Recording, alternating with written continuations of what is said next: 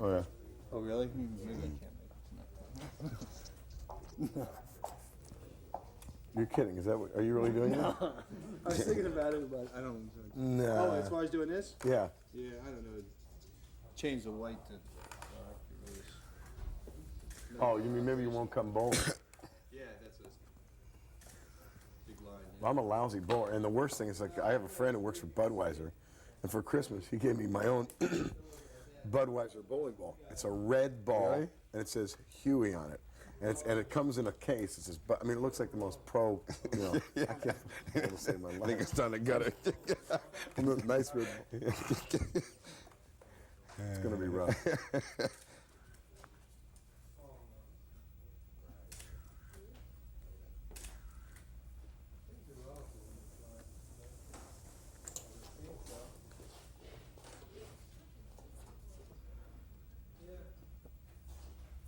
Here's the part I hate the most, is the setup.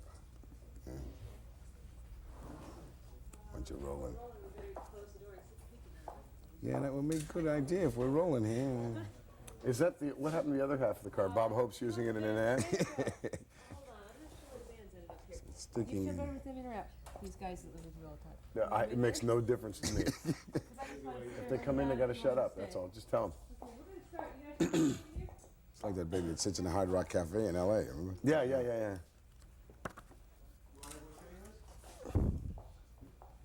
Can we be quiet? We're ready to go? Ready? Anytime, it's up to you. Oh, good. Huey, you've said that you've called your recent album Sports because your band is like a team. Is that the whole story? Well, it's part of it. I think we've called the album Sports for about 7 reasons, none of which on its own is good enough. But it just sort of felt right, and we are really a team. And music is a team sport, I think, if you know what I mean. It was done properly. And if you had to relate it to a particular athletic endeavor, baseball, football, what do you think it was more like? Ooh, that's tough. I don't know, any sort of team sport as opposed to, say, an individual sport. I mean, we really are a real band. We all participate in all things together, so that's the point. You seem to be really interested in sports themselves because from what we get, you hang out with the San Francisco 49ers from time to time. Well, we've sung a couple national anthems for them and met Joe Montana and so on, who's come to a couple gigs, and yeah, we are sports fans. And tonight you're actually doing a bowling benefit for the Special Olympics, right? That's right, yeah. Did you ever play sports as a kid? Yeah, I played baseball, played basketball a little, and, you know, sort of ping pong, but that's about it. Because a lot of rock and rollers, I think like the Eagles when they were together, were very much into softball. A lot of rock and rollers are still into sports. Do you guys as a team play, like in the Bay Area? We have a softball team. We're pretty bad, but we do have a team, yeah. But you always seem to be in really good physical shape. And how do you maintain that? No sleep. No, I don't know. It's just I've always been this way. I run a little bit, you know, and I do play tennis and you know, softball and that sort of stuff, and we try and stay in pretty good shape. Getting back to the national anthem thing, because we've had you in the music news many times for San Francisco 49ers. Did you go down to Anaheim, California, or something to do for the Angels? No, we've done the A's, I think, twice. We did the 49ers twice, and I guess the Warriors twice as well. So it's old hat for us. So maybe you'll release it as a single, or make a video out of it. Yeah. But you're definitely a video-oriented band, as a matter of fact. And in the past 2 years, I think we've run about maybe 7 of your videos here on MTV, with the most recent being, of course, I Want a New Drug and Heart and Soul. And in fact, you've said that, in fact, if you don't mind me quoting you, that the future lies in assaulting the visual. And have you ever considered writing songs especially for video? We have, actually, but I don't think that we never have done that. We've thought about it, but, you know, I think it's I think we pretty much write the song first still and think about the video later. I'm sure that's changing now. We haven't actually done that yet, but we might in the future. Yeah, possibly. Bob Welch was here recently and said pretty much the same thing, because the visual medium is becoming so strong. Yeah, I've noticed that certain lines in tunes, you know, I find I write a line in a song and I'll think, oh yeah, that'll play well visually. So you do consider it. But up until now, we haven't really conceived of a song visually. I think it's all been sort of conceived musically. Mm-hmm. Your first 2 videos, Some of My Lies Are True and Don't Ever Tell Me That You Love Me, of course, which we play here on MTV, were made in one day, we understand. You did the first one in the morning and the second one in the afternoon. Yeah. And they only cost about, now you can tell me if I'm wrong, but they only cost about $2 grand? A piece? No, I think there were less than that, actually. I'm not quite sure, but it was very cheap. In fact, the first one was done for free. You know, Video West in San Francisco said, we'll do the video for you if we can show it. And that was our first experience. And we did, as you said, we did 2 in one day. We got up sort of before dawn and did the first one, which is Some of My Lies Are True, we did on the beach, sort of at dawn. And by noon, we were on the top of Mount Tamalpais doing Don't Ever Tell Me That You Love Me. Now, and that was like $2 grand a piece, right? No, for both of them. For both of them, $1,000 a piece. Well, we just paid the cameraman, you know, and the tape was nothing. That was it. Now, how long did it take to make this last video? Well, let's see. Both Heart and Soul and Want a New Drug were shot in a day. They were edited and longer than that. But we use a friend named David Rathode, who really does most of the work on our videos, and we conceived them with him. And so he edited them later and sort of sent us a rough cut. We were on the road and we looked at it and had suggestions and then re-edited it. So that was probably 3 days of editing. But they were both shot in one day. And money-wise? Oh, probably 25, 30 grand. Big increase, right? How important do you think money is to creativity as far as video is concerned now? Well, I don't think it's all important, but it is important on a certain level. I mean, we are, right up until now anyway, we've had to sort of conceive the video for a one-day shoot, which means that, and if you work in film, which I think most people are now, when you shoot the shot and you do sort of 3 or 4 takes of it or whatever you have time for after the setup, then you break it down. Tomorrow when you look at the film, if you didn't get a particularly good take, you can't go reset up the shot unless you have, say, $60,000, you know, it's for another day. So I think it is important on a certain level. Mind you, anything over, you know, a decent budget is really up to creativity, and creativity only doesn't have anything to do with money. Mm. Which of your songs do you think worked best as a video? I'm not sure. I think the last 2, Heart and Soul and Want a New Drug, are the best ones we've done. And I think they captured the personality of the band more than the others. Mm. But as to which is the better one, I'm not sure. Did you work on a storyboard at all with that, especially on Heart and Soul? Yeah. We didn't even really have a storyboard. We just got together with David, and you know, we pretty much conceived that one ourselves, if I remember correctly. And you know, we just said we'll go from here to here and here, and we tried to kind of keep it loose, because I think some of the times when you're shooting, some of the best stuff is not in the storyboard at all. So we kind of like to keep it sort of jam it a little bit, you know. And although we know we're going from A to B, how we get there is, you know, open for interpretation, say. And which song would you say worked least as far as video is concerned? I don't know. I guess my least favorite is probably, probably Hope You Love Me Like You Say You Do, which was a ballad we did, and was a very little scene. And we did it in very, very short time. We did it here in New York. And it was meant to be a live kind of concept. It just really didn't work very well. Now, you had some misgivings about the video version of Do You Believe in Love as well, didn't you? Yeah, I felt that, although it was well received, I felt that it really wasn't sort of, it's hard to say because it was well received, but it really didn't sort of capture our personality. And I really feel that's the important part about us. You know, we're a real band. We come from the Bay Area. We didn't answer ads in trade papers or audition for the gig. It was just, who's going to play guitar? Let's get Chris, you know. And so on that level, I think if we have anything to offer as a band that's unique, it's our personality. And we really wanted to capture that in video and on the record and so on. And I don't think we did so much on that one. Mm. So after that experience, it seemed like you were taking more in charge of the video, you guys were. Is that the reason?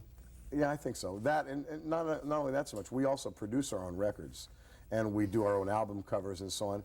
And we are from the Bay Area, you know, and we sort of buck Hollywood in that sort of way, you know. I mean, there's a very few number of video companies which seem to be doing like a lot of the videos, for example. There are a few producers who seem to be doing all of the records, and we just generally like to pretty much do it ourselves and try and go for a kind of a personality thing, because that's really what we are as a band. Have you always produced your own records, you guys? Before you go on, I'm gonna stop because we gotta do something about that. That's a light. Oh, there it is. Yeah, there's something blowing up there. I'm getting this little shadow on your shoulder. A what? And it's waving back and forth? Yeah, yeah. I want to explore, and if you don't mind, I want to explore just for a second in this producing, because there's something I want to Sure. do. That's great. And this is what's unique, as you say, so we may as well talk about it. Yeah, it's good. they're not in a hurry. The more we get, the happier I'll be. No, they're gonna be a few days. I want to give them clubs to go to tonight. He's going to give us the list of clubs. Yeah. It's a good thing we came here and he didn't give us the clubs last night. Yeah, no, I wouldn't have done it last night. Liz would have killed me. God damn it, it's your fault. No, she's tough. She won't take any stuff. That's funny. In fact, I'll probably run empty tonight.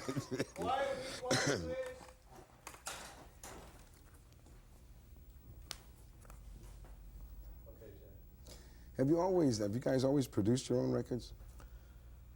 We didn't produce our first record, although we sort of co-produced it. A man named Bill Schnee did it, and we still sort of did it ourselves. We really felt that, you know, we're a band first, and I've always felt that a record should imitate a band and not vice versa.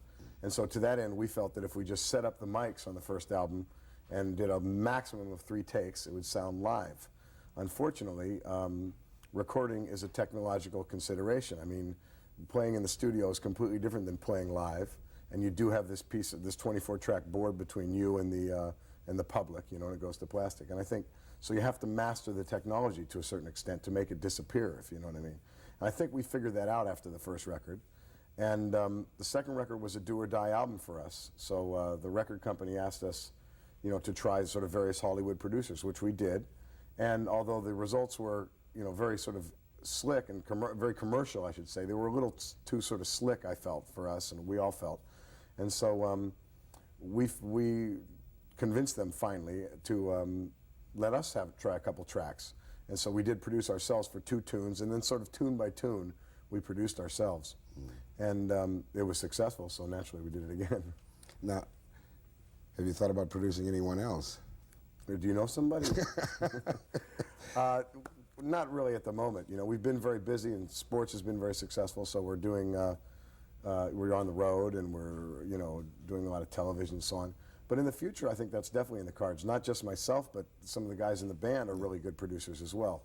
And yeah, I think we will probably in the future. Now, speaking of the sports album, are you planning to do another video from that album as well? And if so, which song?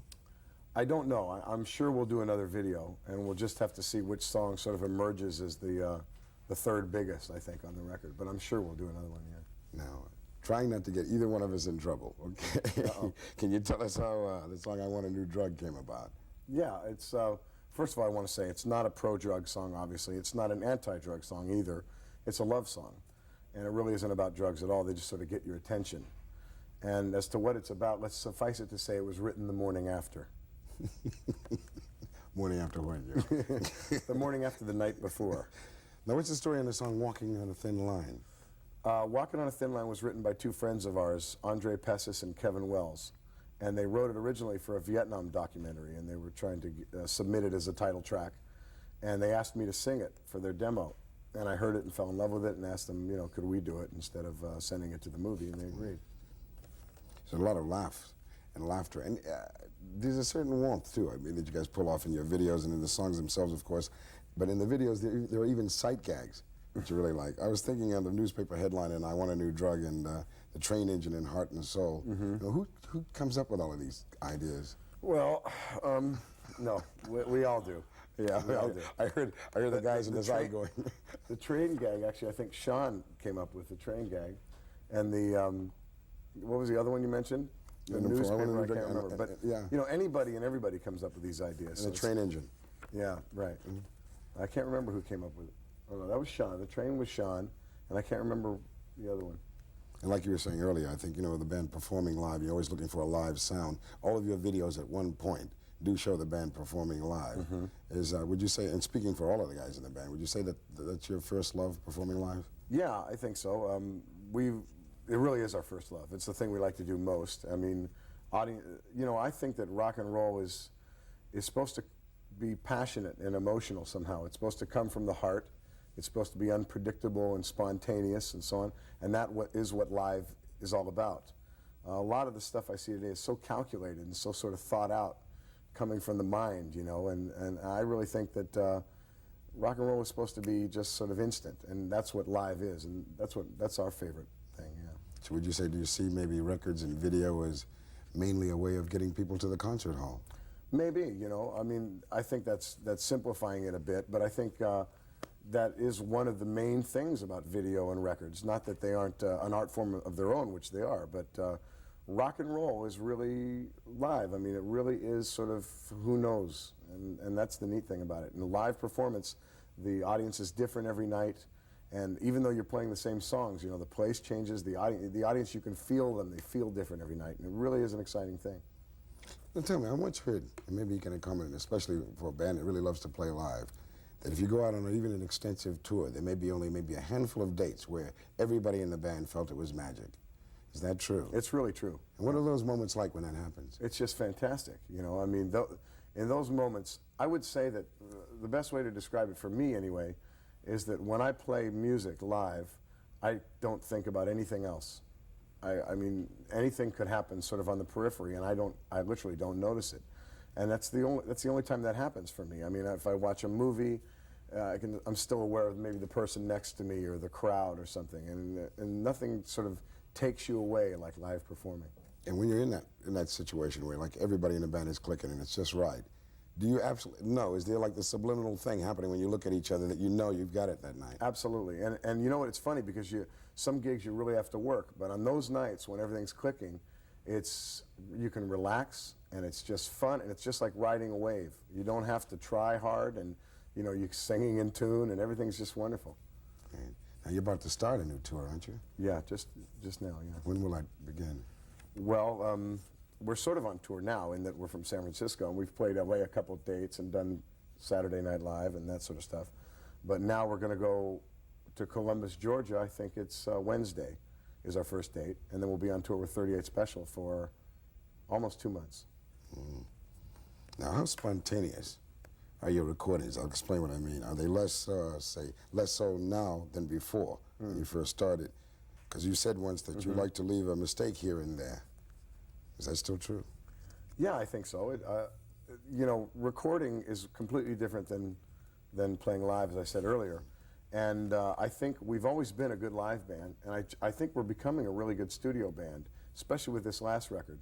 And we're learning certain tricks and so on, and it is completely different. I mean, you can't just sort of run into the studio and wail. You have to first get the tones on the drums and get the tones on the guitar and try again. So you have to be more patient.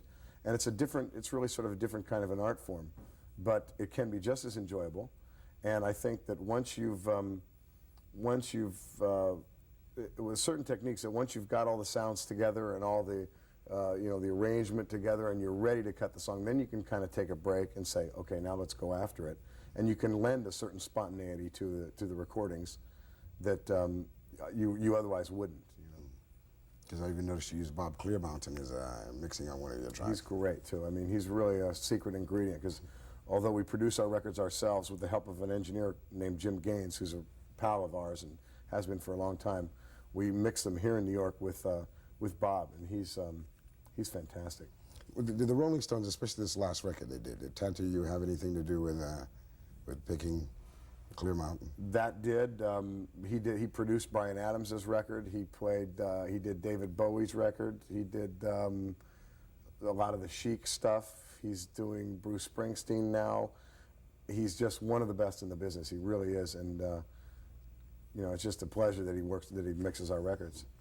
Now, recently you told David Gans of Mix Magazine that the importance of videos and MTV was both good and bad.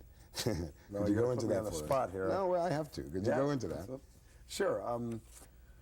Well, on the upside of things, obviously, video is the coming thing. It's a brand new art form, and it's really fun. I mean, the actor in me loves it, and I think it's shaken up music in a very, very good way. I think radio was pretty stagnant for a while, and it's to your credit, to MTV's credit, that you know, we got a lot of people off their butts, and I think that's all good. On the other hand, I do feel, as a musician, I feel it is a bit of a shame that certain songs must be put to video, because they say many things. And in much the same way as a good book is always better than the movie, a really good song is usually better than a video with a certain amount of imagination and so on. But, and I worry that there is an emphasis on sort of pretty boys and pretty girls and that sort of thing, whereas it's not always on the quality of the video. But it is the coming thing, and it's been a lot of fun for us. I agree with you sometimes as far as you said about the prettiness of it all. But then again, isn't that really in the artist's hands? I mean, if you really stop and think about it, you know, the artist can dictate who's going to be in the video and how it's going to look truthfully. That's right, and actually, and you know, to play devil's advocate here, that's really always been the case. Even in the 50s, you know, if appearance was a big deal. I mean, who knows how big Frank Sinatra would be if he didn't look like that, you know? So it really is it's a name, it's been a part of the business for a long time. And you're right, I would like to see people become more creative, sort of visually that way, rather than just rely on, say, pretty girls and that sort of stuff. And I think that will happen. Now, you grew up in Marin County, California, which is, as far as my knowledge, is one of the wealthiest counties in the United States. Yet you went to school on a scholarship for the underprivileged. That's kind of almost a dichotomy. Could you explain that for us? Well, Marin County is really one of the wealthiest, they tell me, but back 15 years ago, it wasn't. And I don't come from a wealthy family. You know, Marin County was a sleepy little community 15 years ago before the sort of 60s movement hit, and since then it's become a mecca for sort of young urban professionals or something. But it wasn't always that way. Now, you and the rest of the band still live in Marin County, right? Were you friends? Those of us who can afford to. Were you friends before you were musicians? Yeah. Sean, the keyboard player, and myself we were in a band called Clover before this. And three of the guys, Johnny, Billy, and Mario, were in another band called Soundhole from Marin County. It was sort of a rival band for many years. And Chris was in San Francisco, you know, all of 10 miles away. So we've known each other, except for Chris, for probably over 10 years. Now, what's the music scene like in the Bay Area these days? Of course, it was the big scene in the 60s, but can you tell us what it's like these days? Yeah, it's there really is a very alive music scene in San Francisco, always has been. And I should say there's an alive artistic scene in general. I mean, there are plenty of artists, comedians, writers, and musicians. But the music scene really is alive. There's a lot of clubs to play. And there's all kinds of music. I mean, there's a soul music scene in the East Bay. There's a sort of a punk new wave scene in San Francisco. There's a big hard rock community out in the sort of San Jose and the East Bay and so on. There's pop music, and so I mean, there's all kinds of bands, you know, from all sorts of styles, which is good. And I think that affects most bands from San Francisco. And so consequently, they don't. You know, there used to be a San Francisco sound, I think. Bands used to sound a lot alike. Nowadays, they don't sound alike, but they're still friendly, and we still jam, you know, we still have jam sessions and that sort of stuff. And there really is a sense of community.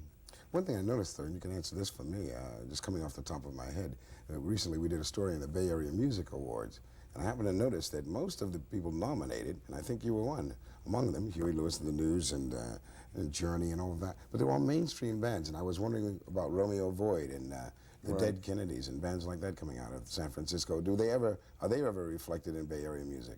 They are, in the magazine, I mean. They are slightly, but you know, unfortunately, first of all, they ought to be, is really the truth. And there is a very, very big underground scene happening in San Francisco right now that doesn't get, you know, unfortunately, a lot of national attention.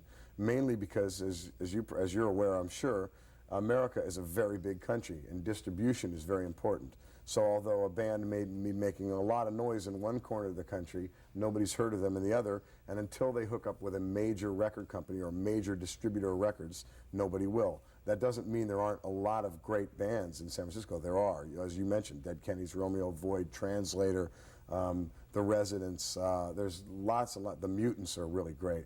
There's lots and lots of underground bands in San Francisco, and it's a shame that more people don't get to see and hear them. Do you think that MTV and videos in general can play a role in giving these artists national attention? Absolutely. In fact, they already have. I mean, we know this, but yeah, and that's one of the neat things about it.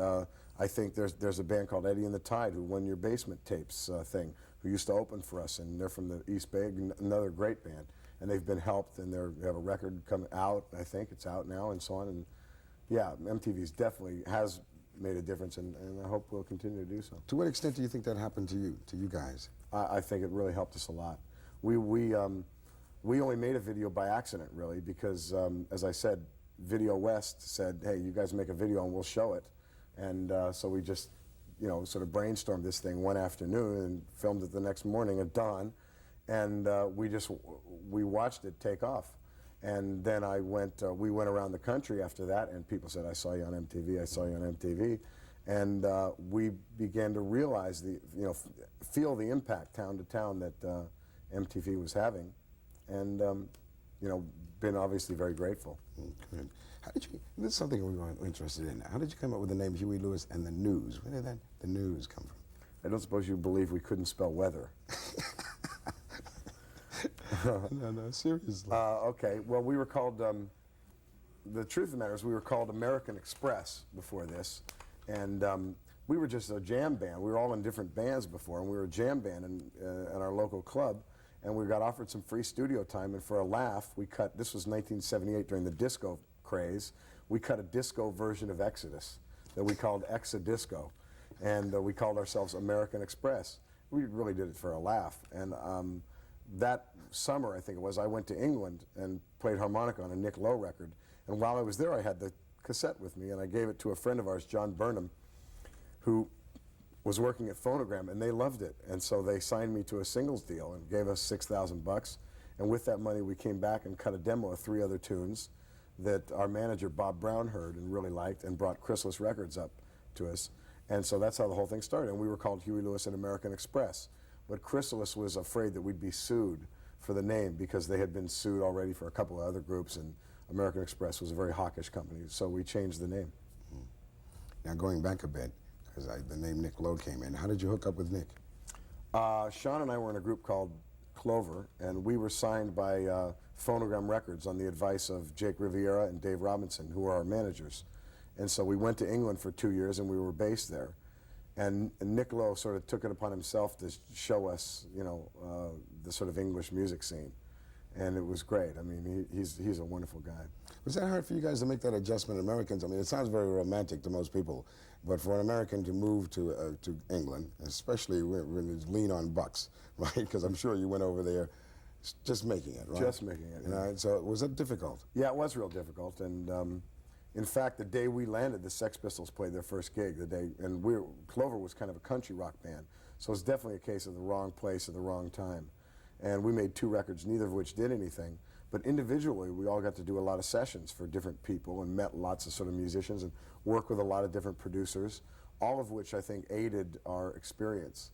And later we were able to draw on that. And actually, I got to say that the thing about the punk movement was, for the first time, I saw people who didn't have radio voices, high tenor sort of voices, and they were singing their own original songs with their, there was a sense of humor and everything, and they just didn't, they said, to hell with the music business. We're going to do our own song, our own way, and that's it. And I thought to myself, wow, how refreshing not to have to strive to get a hit all the time.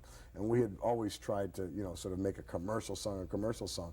And in retrospect, that was really a big influence on me, because when Clover broke up, I said, well, heck with it. I'm just, we're just going to start this little group and have a good time. And if the record companies are interested, fine. If they're not, fine. Well, you've done quite well. You've climbed the charts, and your fans and your popularity has grown rather steadily. How much of this do you think is due to really, in a way, smart planning and experience, and also just pure luck? You said it. I think a lot of it is pure luck. I think there are,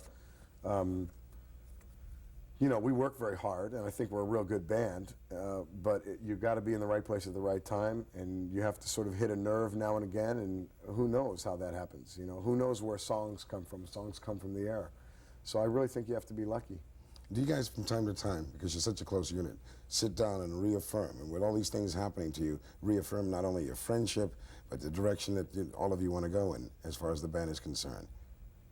We do. It's not that sort of, we don't do it like that. What we do is when we're on tour, we travel in a tour bus, and we're sort of cooped up together for hours on end, We leave after the gigs sometimes, and so we spend a lot of time together. And we're also blessed with a certain chemistry that, isn't really thought about or talked about or anything. It just sort of happens, where, all of our individual roles sort of suit us, and we're just lucky that way. You do have quite a record as a businessman too, from what I understand. You run your own landscaping company as well as your own natural food business. How did that all work out? None of them work very well, actually. It's a darn good thing this happened. I'll tell you, I'd be starving. No. How did that happen? Well, I was originally a truck driver, sort of, I guess. I mean, I've done a million jobs, you know. I originally started playing harmonica when I went to Europe, and I just hitchhiked around Europe when I was 16 and took a knapsack and a harmonica because it sort of fit the image. And I played, you know, and panhandled throughout England and Europe and North Africa and Greece and all that sort of stuff for about a year, and then I came back and I joined First Group. And at the time I was a truck driver, and I'd sort of drive to Seattle and back and play harmonica. And through that, I met with my partner then, who was my partner then, a guy named Gilbert, who together we started a natural foods business, and you know, just sort of one thing after another, all of which was keeping me alive while I was playing with this or that band, because we weren't making a lot of money in the bands. You know. It's great. Now, in the fact that they really, a man's got to eat. Yes, that's right. But when working for a living, did I have an awful lot to do with those Absolutely. experiences, all those different odd jobs I remember in the song that you're talking about? Sometimes I wonder if you're trying to tell us that records and maybe possibly videos, concerts, success in general is really basically just a job. Is that true? I think so, yeah. I think that's pretty good. I mean, rock and roll is the most important thing in my life, but it's not the only thing in my life. And you mentioned working for a living, exactly. That's sort of a tune that I wrote the words in about 5 minutes, and I think Chris wrote the music in probably 15. And you know, that thing just went down like that, and it's really a part of our lives. And do you think that with the successes, it keeps on coming, and hopefully it will keep on coming for you guys, how do you plan to keep yourselves honest? You know, that integrity that you seem to have now that truthfully so few artists have, maybe you and Springsteen and a handful of others. But it's hard, isn't it? It is hard, and we're blessed with a really good manager, I think, in that respect. Bob Brown is not only our manager, but really a friend, and I think everybody needs that. You know, they need somebody to tell them, hey, you know, that song isn't very good. You know, that one's okay, but that one isn't very good, and that isn't you, and so on. And he does that really well, as various members in the band do. I don't think any one member could get too far out there before the other five say, hey, you know, come back here. So, again, we're just you know, very tight-knit and very lucky in that respect. Well, thank you, Huey. Thanks, Continued JJ. success to you, too. Thanks very much.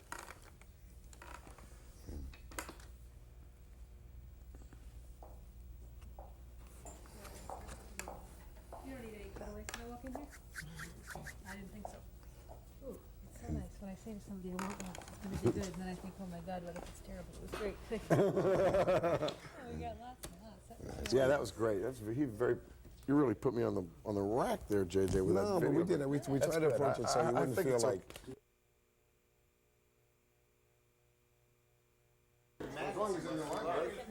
I think it's the best video I've ever seen. That it must be love. You know, yo, yeah.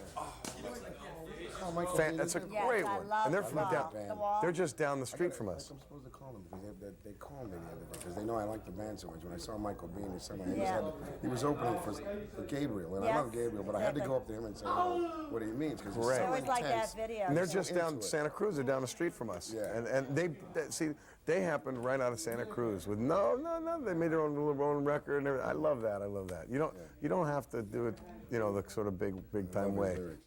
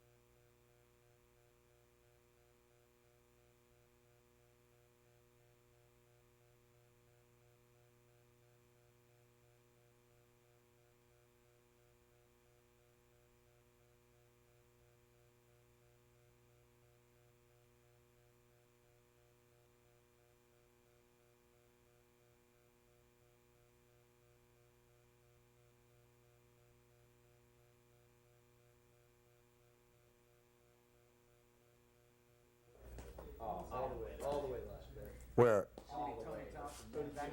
Was he there?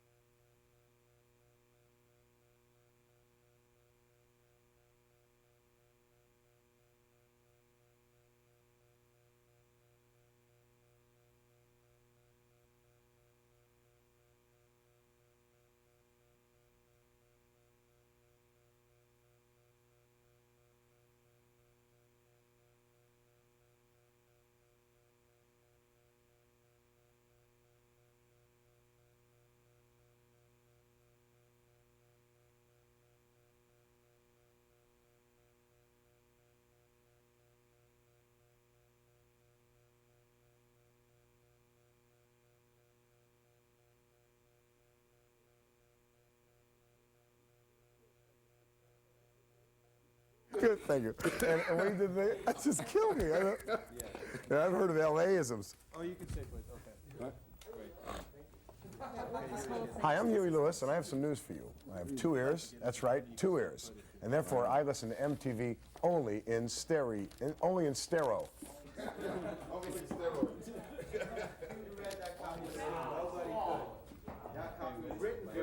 Stereo. It's the same thing. You know, the way you mix the album. Hi, I'm Huey Lewis, and I have news for you. I have 2 ears. That's right, 2 ears. And therefore, I listen to MTV only in stereo. Okay, let's, okay, quiet please. Great, okay. Hi, I'm Huey Lewis, and I have some news for you.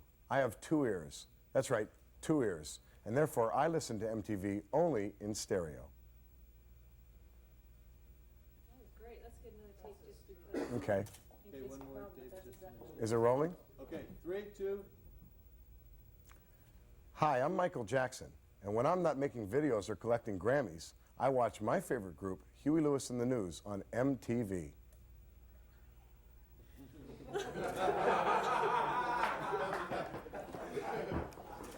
You hear that? I love it. Sorry, kids. Sorry, Michael. He can afford it. Gotta have a sense of humor. I mean, he's got all that money. Just a little yoke. We're gonna move you back with the band, but the audio guy's gonna come move your snake and everything. Oh, okay.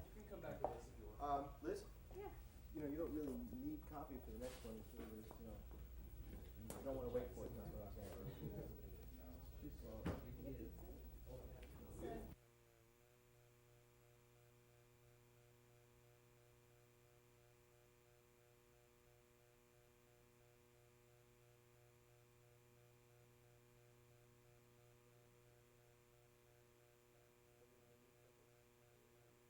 Everybody in their newspaper? Oh, yeah. 5, 4, 3, 2. Hi, I'm Huey Lewis, We're the news. and this is MTV Music Television. Did you hear him laughing there? Was that funny? It's real good. Wish I'd seen that. I was reading the paper. I'm sorry, yes? But Cole couldn't keep a straight face. Is that it? You creep. Sorry. Because we gotta get the. Tell the redhead to get his act together. Yeah, yeah. Come So on, they sorry. cover their Come on, faces and Rooster. then drop it. Do it again, just. Yeah, that's a good call. So Then the put 'em tape back in up. is- Then put it back up after We're the News. Right. Yanto. Oh, very good. Mario, it's not covering your face. Hey, See? timing Look in the though, monitor, right? guys. Right at the time. You want to practice one? Yeah. This, Johnny. Okay, we'll practice. This is a practice. Ready, guys? Here we go. Hi, I'm Huey Lewis, And we're the news. and this is MTV Music Television. Gotta do it once more and get quiet so we were noisy Okay. here. That was a rehearsal. It's gonna be really good this time. You guys can be a lot louder because there's only one mic here with you. All right. So yell into his coat. Cover faces and, Hi, I'm Huey Lewis, okay, you gotta. And we're the news. And you're the news. And I'm the news. All right, here we go. Okay, nice and high, hold it up, hold them up. Hi, I'm Huey Lewis, And we're the news. and this is MTV Music Television.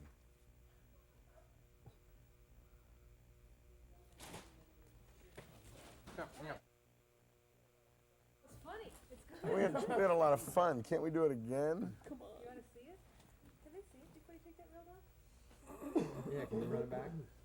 That'd be great.